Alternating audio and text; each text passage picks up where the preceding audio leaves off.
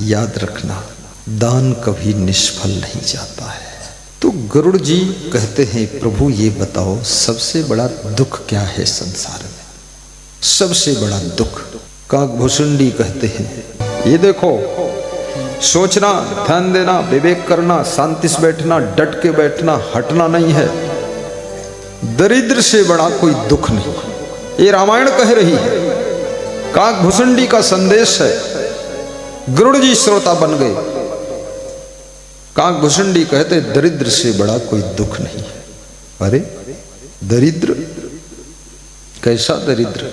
जिनके घरों में एक एक पैसे की हाय हाय मची रहती है, जिनके घरों में आवश्यकताओं को पूर्ण करने के लिए भी चिल्ला चोट मचा रहता है। कैसे मिटेगा दरिद्र? कैसे उदय होगा सौभाग्य? कैसे दूर होगा दुर्भाग्य? सोचना। एक छोटी सी कथा सुनाता हूं, सुनो? कहो जी। बस एक साधु किसी राजा के यहाँ रोज भिक्षा लेने जाता था, और राजा का नियम था कि सुबह सुबह रोज दान करता था, डेली दान। तो दान लेने के लिए लोग इकट्ठे हो जाते थे और सबको राजा साहब फटाफट दे देते थे। एक साधु उसी बीच में रोज आता था, क्योंकि साधु को भी रोज रोज नया नया घर ढूंढना बहुत मुश्किल का काम था, तो उसी के घर आ जाता था राजा के। आप रोज दान करना शुरू कर दो, तुम्हारे यहाँ दान लेने वालों की लाइन लग जाएगी, तुम तंग भी हो सकते। इसलिए ये मुश्किल का काम है। राजा का तो ठीक है, उसके पास राजपाट है, खजाना है, राजा दान देता था। तो राजा का जो मंत्री था, मंत्री बड़ा चतुर था। मंत्री ने राजा से कहा कि चलो और लोग आते हैं तो ठीक भी है, कोई बात नहीं, लेकिन ये जो साधु रोज आता है दान ले जाता है, और साधु लेता क्या था? बस भोजन लेता था। भोजन दे दो, कपड़ा दे दो, बस। मंत्री ने कहा, इस साधु से एक सवाल पूछ लो। देखिए, सवाल पूछना और सवाल का जवाब देना ये कठिन काम है, याद रखना। सवाल में सवाल, सवाल में सवाल पैदा हो सकता, लेकिन जवाब देकर संतुष्ट करना ये टफ है। कितने लोग, कोई उनका सवाल ही नहीं, सब ठीक है, जो आप ज्ञान दो स्वीकार है, झंझट कौन करे प्रश्नोत्तरी का, खाम खा दिमागी कसरत। तो राजा ने पूछा, ये महात्मा जी तुम रोज दान ले जाते हो, ये बताओ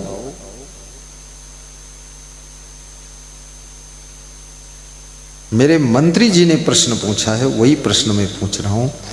एक ही मुहूर्त में लोगों का जन्म होता है, एक ही समय जन्म लेने वाले लोगों का भाग्य जुदा जुदा क्यों होता है, ये बताओ। महात्मा कोई ज्योतिषी था नहीं, न कोई तिकड़म जानता था, सीधा साधा महात्मा। महात्मा ने कहा, मुझे उत्तर नहीं मालूम है, पर मैं अपने गुरु से पूछ कर आऊंगा। अब मेरे साथ जितने महात्मा, इनसे ज्यादा प्रश्नोत्तरी करो तो इनको इतना थोड़े मालूम है। और मालूम भी हो तो किसी के प्रश्नों का उत्तर दे पाना ये गुरु के भी बस का नहीं है। हम किसी से पूछ लें, शिव जी के बाप का नाम क्या था, तुम कहोगे कुछ, हम कहें उनके बाप का क्या था, तुम बंद ही नहीं करेंगे। बाप बाप पूछते रहेंगे तो तुम आखिरी में कहोगे यार हमको नहीं मालूम, झंझट खत्म। एक गांव में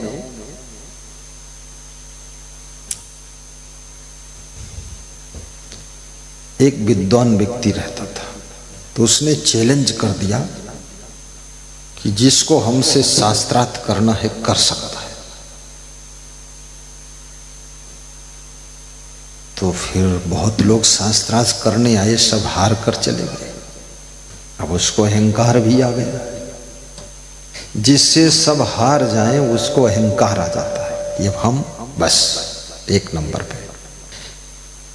तो पैदल चलते से वे शास्त्री जी शास्त्रार्थ करते थे, तो उनके मित्रों ने सलाह दिया पैदल मत चलो।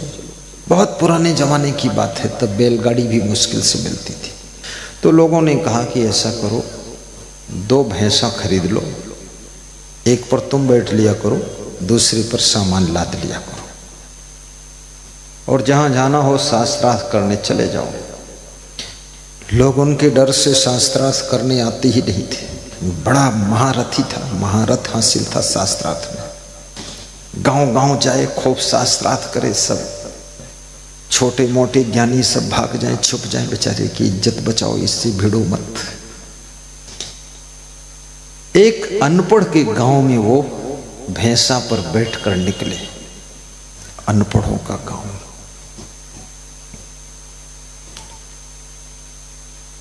तो अनपढ़ों के गांव में पूछा कि तुम्हारे गांव में कोई शास्त्रार्थ करेगा, प्रश्नोत्तरी करेगा, कुछ पूछेगा?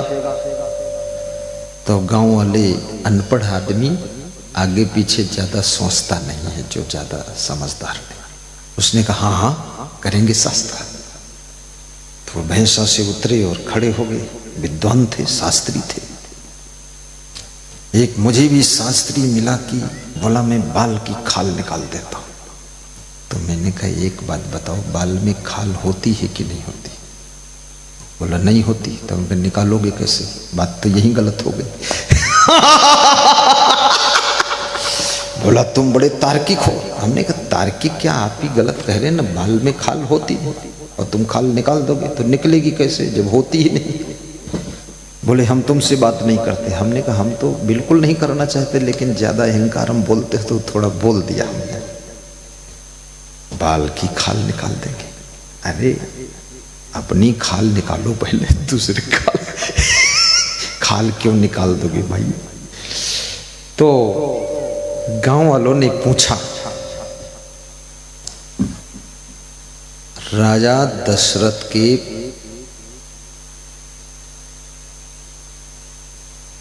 बेटे का नाम क्या था?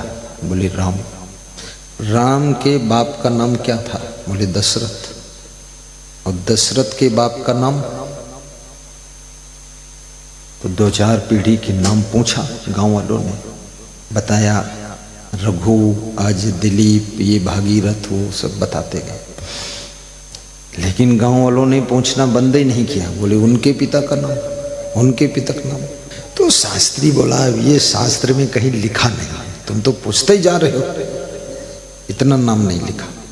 बोले ठीक, तो ये सवाल तुम हार गए, इसलिए भैंसा हम लोग लेंगे आपका, एक शर्त पर है। क्वेश्चन का जवाब नहीं दे पाए तो एक भैंसा हम लोग ले लेंगे। शास्त्री जी को जोश आ गया। बोले दूसरा प्रश्न पूछो। बोले दूसरा प्रश्न ये है, ये पृथ्वी किसके ऊपर रुकी है, टिकी है? शास्त्री जी ने कहा शेष भगवान पर। तो शेष भगवान किसके ऊपर टिके? बोले ये शास्त्र में नहीं लिखा है। बोले ये भी भैंसा हार गया, चलो उतरो पैदल जाओ। अनपढ़ गंवार लोगों ने हारा दिया। शास्त्री जी बड़े उदास दुखी। जो कभी ना हारा हो वो हार जाए तो बहुत दुख लग जाता है, अपमान हो जाता है। शास्त्री जी दुखी होकर आगे बढ़े। अब उनको पैदल देखा गठरी लादे हुए, तो उनका एक शिष्य था, वो सपेरा था, सांप पकड़ने वाला। अरे कहा गुरुजी आज बहुत उदास हो, दुखी हो और सिर पे गठरी लादे हो, तुम्हारे भैंसा कहाँ गए वो जिस पर बैठ कर चलते थे? बोले भैंसा शास्त्रार्थ में हार गई। बोले कैसे हार गई? बोले गांव के लोगों से शास्त्रार्थ हो गया। तो क्या हुआ, क्या प्रश्न था? बोले उन्होंने पूछा राम के पिता का क्या नाम था? तो मैंने कहा दशरथ। फिर पूछा दशरथ के पिता का नाम, उनके पिता का नाम, उनके पिता के पिता के पिता के पिता पिता पिता पिता पिता के नाम बता। तो मैंने 10-20 पीढ़ी बताया। फिर मुझे याद नहीं था और शास्त्रों में पढ़ा भी नहीं, कहीं लिखा मिला भी नहीं, तो मैं हार गया। ये हार गया।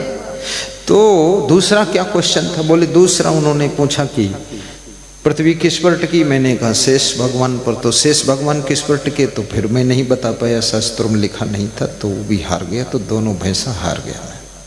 अच्छा, तो मैं आपका शिष्य हूं, मैं भी अनपढ़ हूं, गंवार हूं, अनपढ़ का जवाब तो अनपढ़ ही दे सकता है। चलो मैं शास्त्रार्थ करता हूं आपके बदले। वो गया और शास्त्री जी को वापस ले गया। शास्त्री जी गए। शास्त्री उदास तो थे, शर्मिंदा थे कि हम इतने पढ़े लिखे हार गए। अहंकार जब आ जाता है तो तुरंत हार का द्वार आ जाता है। अर्जुन को भी जब युद्ध जीतने का अहंकार आया तो भगवान कृष्ण ने फिर समझ लिया अहंकार तोड़ना जरूरी है। भगवान की कृपा से कोल भीलों से अर्जुन हार गया और अर्जुन का अहंकार बिखर गया। भगवान को अहंकार बिल्कुल पसंद नहीं है। भगवान नम्रता को पसंद करते हैं। इसलिए हमेशा विनम्र रहो, सरल रहो, सीधे रहो, सुशील रहो। ज्यादा टेढ़े मेढ़े टेढ़े नाथ मत बनो, सीधे सरल सच्चे। तो बड़ी सुंदर कथा। जब पहुंचा वो सपेरा शिष्य अपने गुरु को लेकर शास्त्री जी को, गांव वाले फिर इकट्ठे हो गए। गांव वाले तो खाली रहते थे, भैंस भैंस चराते रहते थे। पुराने जमाने की बात आ गई, उनको तो कुतूहल होता था, आनंद आता था, कुछ कोई आया है चलो। पूछा हाँ ये बताओ, सवाल फिर से पूछो, ये मेरा शिष्य आया इससे पूछो, ये जवाब देगा। तो उनको ज्यादा ज्ञान तो था नहीं। जब ज्ञान नहीं था तो आहा पूछा कि बताइए। गांव वालों ने पूछा राम जी के पिता का नाम क्या था? तो सपेरा भी ऐसे ही था, उसके पास ज्यादा दिमाग था नहीं। उसने कहा राम जी के पिता का नाम दशरथ था। बोले दशरथ जी के पिता का नाम? तो वो भी ऐसा ही आदमी था सपेरा। उसने कहा दशरथ जी के पिता का नाम 11 रथ। बोले 11 रथ के पिता का नाम? बोले 12 रथ। बोले 12 रथ के पिता का नाम? बोले 13 रथ। ऐसे 1000 रथ गिनाया, 1000 पिता का नाम बताया। तो गांव वालों ने कहा भाई इनका उत्तर कहीं रुक नहीं रहा, ये बात सही है और हर बाप के पास एक रथ तो ज्यादा होगा ही, ये सत्य बात है। चलो भाई मैं आपके प्रश्न उत्तर से संतुष्ट हूं, आप ये लीजिए, एक भैंसा आपको वापस देता हूं। भैंसा ले लिया। अब भैंसे के ऊपर उस सपेरा ने क्या किया, सांप जिस पिटारा में था उस पिटारा को, डब्बा को भैंसे की पीठ पर रखा। पूछा दूसरा प्रश्न करिए। बोले पृथ्वी किस पर टिकी है? कहा शेषनाग पर। शेषनाग किस पर टिके हैं? तो डिब्बा का ढक्कन खोला, उसमें से शेषनाग फन फैलाकर खड़ा हुआ। बोले शेषनाग भैंसे की पीठ पर है। बोले भैंसा? बोले भैंसा पृथ्वी पर टिका है। बोले पृथ्वी? बोले शेषनाग पर है और शेषनाग वो भैंसक पीठ पर है। बोले ये भी उत्तर राइट है, चलो बढ़िया, लो ये भी भैंसा लो भाई, जीत गए तुम, जय हो जय हो जय। वो सपेरा हंसने लगा। बोले गुरुजी शास्त्रार्थ करना बंद कर दो, क्यों बेइज्जती कराते हो? ऐसी शांत रहा करो, हर जगह जीत नहीं मिलती है। जीत का स्वाद चखने की जो आदत है वही हार का मुंह दिखा देती है, इसलिए विनम्र रहा करो। सच बात है। तो ऐसे ज्यादा प्रश्नोत्तरी की जरूरत नहीं। जिंदगी स्वयं एक प्रश्न बनकर खड़ी हुई है और जिंदगी हल नहीं हो रही है, सॉल्व नहीं हो पा रही है। जिंदगी के क्वेश्चन कितने जटिल हैं। एक फैमिली क्वेश्चन बनकर खड़ी हो चुकी है। फैमिली के क्वेश्चन के आंसर ढूंढे नहीं मिल रहे। कैसे बेटी को डील करूं, कैसे पत्नी को डील करूं और कैसे माँ बाप को एक्सेप्ट करूं, कैसे सास ससुर को सेट करूं, ये बहुत बड़ा क्वेश्चन जिंदगी का है। फैमिली का क्वेश्चन हल कर लो तो आधी शांति मिल जाएगी, और अपनी जिंदगी और मन इंद्रियों का क्वेश्चन हल कर लो तो याद रखना पूर्ण शांति मिल जाएगी। जिंदगी एक सवाल बनकर मत जुदा जुदा क्यों होती है, भाग्य अलग अलग क्यों? एक ही माता पिता से जन्मे लोग, एक ही गांव में पैदा हुए लोग, उनका भाग्य जुदा जुदा क्यों है? ये प्रश्न पूछा। इस प्रश्न को सुनकर वो संत थोड़ा घबरा गया। उसने कहा मैं अपने गुरु से पूछकर उत्तर दूंगा इसका। गुरु के पास गया, उत्तर पूछा तो गुरु ने कहा बेटा 2 रोटी लाते थे, बड़ी खुशी होती थी, मैं भी 1 रोटी खा लेता था, लेकिन ऐसा प्रश्न लेकर आए हो, बड़ा असमंजस हो। गुरु भी असमंजस में पड़ गया, क्या उत्तर दो। तो गुरु ने ध्यान लगाया और कहा कि बेटा वत्स, मेरे प्रिय शिष्य जाना और जा करके कल राजा से कहना इस प्रश्न का उत्तर लेना है। पूरब दिशा में 50 किलोमीटर की दूरी पर एक बहुत बड़ा पहाड़ है। उस पहाड़ के ऊपर एक साधु जैसे कपड़े पहनकर व्यक्ति मंदिर के पास बैठा है, पूजा पाठ करता है, उससे पूछो जाकर के, वो उत्तर देगा। शिष्य बड़ा खुश हुआ कि उत्तर का कुछ तो रास्ता निकला। अगले दिन शिष्य पहुंचा, वो संत फिर भिक्षा लिया।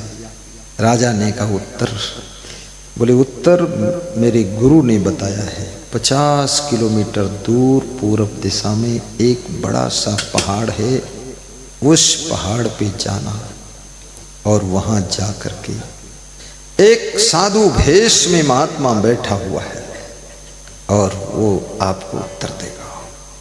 अच्छा, राजा खुश हुआ। दान वान करने के बाद राजा उस पहाड़ पर गया और पहाड़ पर जाकर के, कोई बात नहीं इसको हटा दो, वहां से हटाना पड़ेगा, नहीं टूट गया, टूटने दो, कमजोर होगा वही टूटेगा, वहां कुर्सी डाल दो। ये सब दिखावटी माल है। इससे अच्छी प्लास्टिक कुर्सी, अच्छा हुआ वो हमारे मुख्य अतिथि आए उस पर नहीं बैठे, ठीक है हुआ। उन्होंने विवेक किया कि तुम लोग बैठो, ठीक है। वो जानते थे कुछ होने वाला। आगे बढ़ गए, बढ़िया। नहीं, वो ये सोफा 3 लोगों के वजन के हिसाब से बना है, पर 5 लोग हो गए तो सोफा भी सोच रहा थी पांडव का लोड रुकेगा तो नहीं। 10 गया, टूट गया, टूट जाने दो, उसमें कोई खास बात नहीं। तो राजा ने पूछा, वो पहाड़ पर महात्मा को प्रणाम किया और कहा कि महात्मा जी एक क्वेश्चन है। तो देखा वो महात्मा जो है आग का कोयला खा रहा था, राख खा रहा था। बोले ये तो पागल जैसा लग रहा है, ये कोई ज्ञानी तो है नहीं, लेकिन पूछ लेता हूं, पूछने में क्या होता है। पूछा, एक ही मुहूर्त में पैदा होने वालों का भाग्य जुदा जुदा क्यों होता है? एक ही माता पिता की संतान की किस्मत बिलक बिलक क्यों होती है? बताओ बाबा। उसने कहा ये उत्तर चाहिए तो आगे एक और पहाड़ है, उस पर चढ़िए, वहां एक और साधु भेष में व्यक्ति मिलेगा, वो उत्तर देगा। राजा वहां पहुंचा, प्रणाम किया, पूछा वही प्रश्न और देखा कि वो अपना मांस नोच नोच कर खा रहा है, बिल्कुल पागल आदमी। राजा को संदेह हुआ, ऐसे पागलों से उत्तर तो मिलेगा नहीं। लेकिन उस व्यक्ति ने उत्तर दिया कि आप इसका उत्तर चाहते हैं कि लोग एक ही मुहूर्त में जन्म लेकर उनके भाग्य जुदा जुदा क्यों होते हैं, तो आप पहाड़ से नीचे उतर जाइए। और एक छोटा सा गांव है, उस गांव में एक 8 साल का बालक है, वो बहुत दिनों से बीमार है, कुछ खा नहीं पाता है, ऐसी बीमारी हो गई। आपकी प्रश्न का उत्तर वो बालक देगा। राजा पहाड़ से नीचे उतरा, उस गांव को गया, पता लगाया 8 साल का बालक कौन है जो बहुत दिनों से बीमार है, भोजन खा नहीं पाता है। तो गांव के लोग उस घर पे ले गए जहां वो बालक लेटा हुआ था। और बालक से जब राजा मिला, कहा कि बेटे उम्मीद आखिरी है, कुछ बताओ कैसे? एक ही मुहूर्त में, एक ही पल में, एक ही क्षण में, एक ही माता पिता से जन्म लेने वाले लोगों का भाग्य जुदा जुदा क्यों होता है? सगे भाइयों का भाग्य अलग अलग क्यों होता है? बताओ। सगी बहनों का भाग्य भी अलग अलग क्यों होता है? तो बालक उठकर बैठ के और हंसा, बोला बस मैं तो आपको प्रश्न का उत्तर देने के लिए ही जीवित था। मेरी बहुत गहन बीमारी है, मैं कुछ खा नहीं पाता हूं, आप बैठो, उत्तर देता हूं। बालक ने कहा कि देखिए, अब मैं आपको छोटी सी बात सुनाता हूं राजा साहब। आप राजा हैं ना? हाँ राजा हूं मैं छोटी सी बात सुना देता हूं, सुनो कहानी। किसी गांव में 4 भाई रहते थे, सगे भाई थे। देखिए कहानी से कहानी पैदा हो गई। राघवेंद्र ध्यान देना, चारों सगे भाई थे। सगे भाई थे, पिकनिक मनाने के लिए, सैर करने के लिए एक तालाब के किनारे गए। तो उनका उस दिन का प्लान था कि बाटी बनाऊंगा, चोखा बनाऊंगा और कुछ नाश्ता वहां बैठकर करूंगा, खाऊंगा। डाइनिंग टेबल पर बैठकर खाने से मन नहीं भरा, तो जंगल और खरपतवार घास फूस के बीच में बैठकर लोग खा रहे हैं, वहां सुख ढूंढ रहे हैं।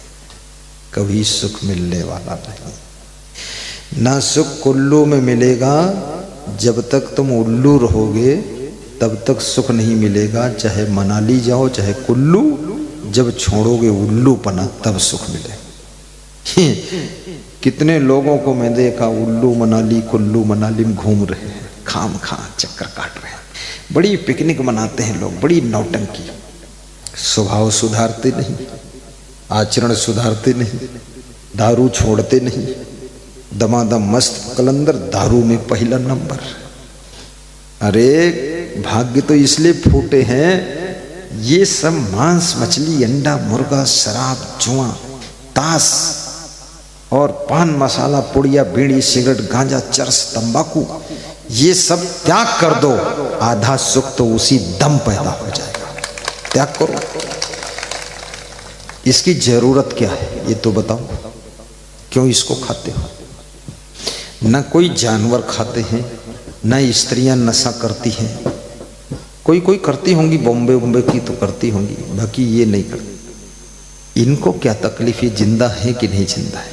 तुम पुरुष हो गए, दारू पीने के लिए पुरुष बने हो, यही पुरुषत्व है तुम्हारा। ज्यादा बड़े पुरुष हो तो दारू का त्याग करो, वही पुरुषोत्तम है। जो शराब का त्याग करे वो पुरुष पुरुषोत्तम कहलाता है, बुराइयों का त्याग करे वो पुरुषोत्तम होता है, नहीं तो वो तो पुरुष अधम होता है। क्यों नहीं त्याग करते हो? आज से संकल्प ले लेना, शराब पीना ही नहीं है।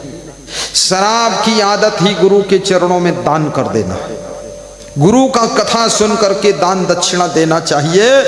तो आज की प्रथम दक्षिणा है शराब की आदत, बीड़ी की आदत, सिगरेट की आदत और ताश खेलने की आदत, जुआ खेलने की आदत और मांस मछली अंडा मुर्गा खाने की आदत। इसी आदत को दान कर दो, आदत की दक्षिणा लेकर गुरु जी चले जाएंगे। ये बुरी आदतें। जय जय जय जय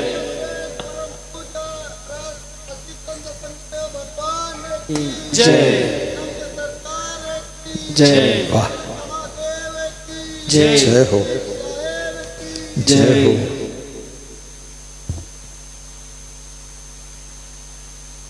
जिधर देखता हूँ नजर तुम ही आते, सभी भक्त साधक तेरे गीत गाते।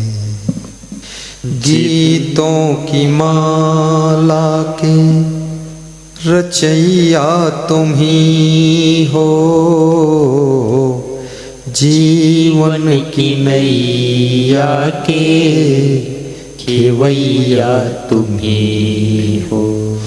तुम ही मेरे मंदिर, तुम ही मेरी पूजा, तुम ही देवता हो, तुम ही देवता हो। पिछले गांव में अचलगढ़ अशोकनगर जिले में सत्संग था, जिनके भवन में हमें ठहरने का स्थान मिला। बाबूलाल साहू एक पंडित पुजारी की तरह वो रहते थे, पूजा पाठ बहुत करते। सत्संग कराने वाले समस्त ग्रामवासियों के सहयोग से हो रहा था। मुख्य आयोजक संत राम जी थे, लेकिन वो बाबूलाल साहू मेरे पास आए दूसरे दिन, बोले पता नहीं क्या हो गया है। तुमने कहा क्या हुआ? मेरे ठहरने से कुछ हो गया? बोले पूजा करता हूं तुम दिखाई देते हो। तो हमने इसमें बुरा क्या है, कोई चोर डाकू तो दिखता नहीं। अरे बोली भगवान दिखना चाहिए। तो हमने कहा भगवान का ही तो सब लीला है, भगवान अब इस रूप में दिख रहा है, गुरु भगवान होता है। बोले मैं तंग हो गया, कल से पूजा पाठ सारा उलट पलट हो गया कि ये हो क्या रहा, ध्यान लगाता हूं तुम ही दिखते हो। तो हमने कहा और कोई दिखा कि नहीं दिखा? बोले और कोई नहीं दिखा। तो हमने कहा भगवान दिखे? बोले लास्ट में भगवान आते हैं। तो हमने कहा भगवान फिर क्या कहते हैं? बोले भगवान कहते हैं कि जो तेरे घर संत ठहरे हैं ये भगवान का रूप आए हैं। तो हमने कहा बाबूलाल मैं संत हूं, भगवान का रूप नहीं हूं, आप इस भ्रम में मत रहना। बोले हम उसी झंझट में पड़ गए, रोज हमारी पूजा पाठ में तुम कहां से घुस गए। अब ये देखिए, गुरु का दर्शन अगर पूजा पाठ के समय हो जाए तो समझ लो भगवत कृपा तुम पर हुई है। नहीं तो ध्यान में बैठता है आदमी तो दुनिया भर का प्रपंच का ध्यान होता है। ये कहाँ गुरु का ध्यान, भगवान के ध्यान में बैठो तो भी भगवान का ध्यान आता ही नहीं, कुछ और ही ध्यान हो जाता है। जिस समय गुरु का ध्यान लगने लग जाए, ध्यान में गुरु आ जाए, कोई महान संत आ जाए, कोई भगवान की छवि आ जाए, तो समझ लेना अब तुम पर बड़ी कृपा होने वाली है, बहुत बड़ी कृपा होने वाली है। इसलिए भगवान राम ने भी गुरु को माना था और वनवास में हर गुरु के यहाँ गए हुए, भरद्वाज के यहाँ भी गए, वाल्मीकि के यहाँ भी गए, सुतीक्षण से भी मिले और शिवरी के यहाँ गए, भक्त के यहाँ भी गए। भक्ति को बढ़ाना हो तो भक्त के पास जाना चाहिए, भक्त से भक्ति बढ़ जाती है। ये धन्य है फोटेरा गांव जहां पर इन भक्तों का जन्म हुआ है। इनकी श्रद्धा को मैं नमन करता हूं। बहुत बड़े धनवान तो ये लोग नहीं हैं, लेकिन बहुत बड़े श्रद्धावान जरूर है, जो हिम्मत करके बुलाया। क्योंकि बहुत लोग सोचते रहते हैं बुला नहीं पाते हैं, सोचते बहुत खर्चा है, और गुरु के आने से खर्चा घटता है, खर्चा बढ़ता नहीं। अगर गुरु से प्रेम हो जाए और सत्संग कराने की ठान लो, इसका मतलब तुम्हारा मन गुरु के चरणों में जुड़ गया है। अब तुम्हारी बुराइयां गुरु के चरण के आशीर्वाद से छूट जाएंगी, तो रोज बचत शुरू हो जाएगी। खर्चा कहां होगा, बचत शुरू हो जाएगी। सत्संग से तो बचत ही बचत होती है। यदि शराब छूट जाए, 200 रुपये रोज बच गए, साल में कितने बच गए बता दो? 72,000 बच गए। 10 साल में 7,20,000 बच गए। एक सत्संग करा दिया, 3 लाख खर्च हो गए, तो 4,20,000 बच गए। 4,20,000 में एक गाड़ी ले लो, उसमें बैठ कर चलो और बोर्ड लिख कर लगा दो कि शराब की बचत की गाड़ी आ रही है, कृपया रास्ता खाली करो, मैं बैठा रहा हूं। बचत ही बचत है गुरु के चरणों में। सारी बुराइयां छूट गई, क्रोध भी कम हो गया, विरोध भी कम हो गया, बैर कम हो गया। महान भक्त लखीमपुर खीरी जिला के श्री ओम प्रकाश राठौर, यहां जिसको तुम सरपंच कहते हो उसको वहां प्रधान जी कहते हैं, यूपी में। तो वे प्रधान थे गांव के और दोबारा फिर प्रधान का चुनाव लड़ना चाहते थे और उनकी छवि अच्छी थी। तो यूपी तो बहुत खतरनाक प्रदेश था, अभी तो कुछ सुधरा है योगी जी की कृपा से। तो दूसरी पार्टी के लोग उनको मार डालना चाहते थे कि जब तक इसको मार नहीं डालेंगे तब तक चुनाव जीत नहीं पाएंगे। कितना द्वेष है लोगों के अंदर। अरे राजनीति की हार जीत 5 साल की है, किसी को मारने की प्लानिंग करना ये तो महापाप है। ऐसा सोचना गलत बात है, पूरा विनाश हो जाएगा ऐसे लोग। तो उसने कहा मेरे को जब सूचना मिली गुरुदेव, मेरे मित्रों ने बताया तुमको मारने की प्लानिंग बन रही। बोले मैं अपने घर के द्वार पर ही सोता था तो मैं डर गया, फिर अंदर सोया और मेरे घर की दीवारें भी छोटी छोटी थी, कूद के आ सकते थे। मेरे रात नींद ही नहीं आई। तो मैंने सोचा आपका प्रवचन सुनता था टीवी में कि जान कैसे बचाऊं। तो उसने कहा अब मैं भक्ति की शरण में चला जाता हूं।